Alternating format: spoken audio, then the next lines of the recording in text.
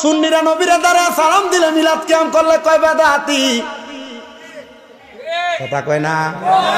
আমি বলবো বাবা আল্লাহর দোহাই এর সঙ্গে কখনো তর্ক করবেন না। যদি কয় বেদাত এদের সঙ্গে কোনোদিন তর্ক করবেন না। হুজুর কেন? কারণ বাবা মনে রাখবেন কুত্তার লেঞ্জা যেটা, এটা যদি গরম পাইপ দিয়ে সিধা করার চেষ্টা করে সম্ভব। এ কথা কয় না কেন? আল্লাহ কোরআনে কয় ইয়া আইয়ুহাল্লাযীনা আমানু, ওহে যারা ঈমানদার, ওহে যারা। আল্লাহ কারে কইছে? জোরে কন্যা কারে? ঈমানদারদেরকে। আল্লাহ কয় সল্লু আলাইহি, আলাইহি পড়ো, সল্লু তোমরা দুরূদ পড়ো, আলাইহি ওই নবীর উপরে, ওয়াসাল্লিমু তাসলিমা। এই জায়গার ভিতরে মূল ফেসটা আল্লাহ কয় ওয়াসাল্লিমু তাসলিমা, সালাম দাও আদবের সাথে। তাসলিমান আয় তাকরিমান, তাসলিমান আয় তাকরিমান, সালাম দাও আদবের সাথে। আমরা ইয়া নবী সালাম আলাইকা কইয়া নবীরে দাঁড়ায়া সালাম দেই। বইয়া দিলে আদব না, দাঁড়াইয়া দিলেই আদব। আমরা নবীরে সালাম দেই। এটা যদি কেউ বেদাত ফতুয়া দিয়া তারার মতো সালাইয়া দিতে চায়, আমি বলবো বাবা তোমরা তোমাদের মতো থাকো, তোমাদের সাথে দ্বন্দ্ব নাই, তোমাদের সাথে ঝগড়া নাই, তোমাদের সাথে ফাসাদ নাই। বলে হুজুর কেন?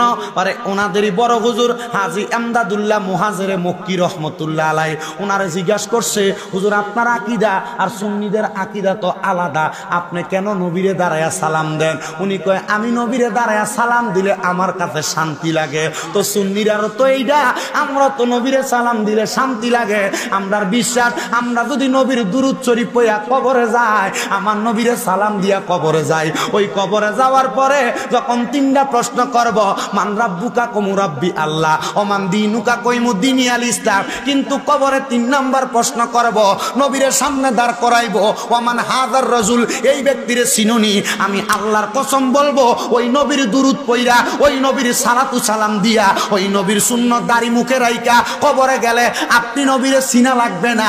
আমার নবী বলবে আয় আয় আয়, আমি নবীর কুল মুবারকে আয়, আমার দয়ালে নবী বিনে গো আপন বলতে নাই জগতে, আমার দয়াল নবী গো আপন বলতে।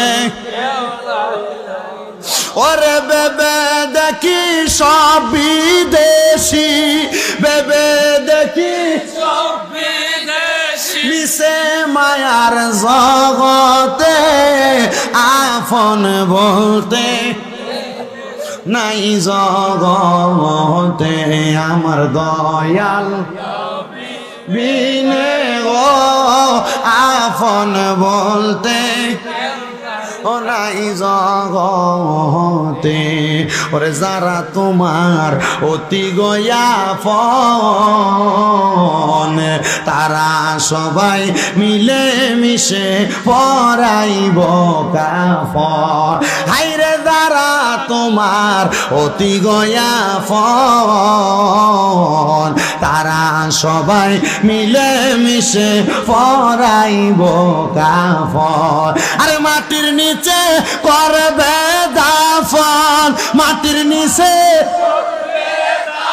ঘরে থাকতে দিবে না আপন বলতে।